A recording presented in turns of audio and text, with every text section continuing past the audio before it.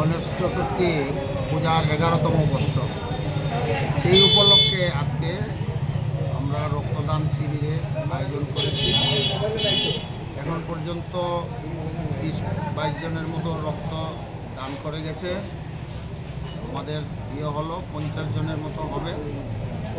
এবার সূচনাই হলো আমাদের রক্তদানের মধ্যে দিয়ে সূচনা করলাম।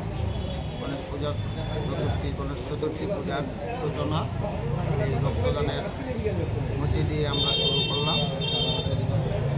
কাল হলো আমাদের গণেশ চতুর্থী পূজার উদ্বোধন হবে, পরিবার মঙ্গল ঘট স্থাপন হবে। তারপরের দিন হলো বুধবারে হলো চতুর্থী পূজা শুরু হবে।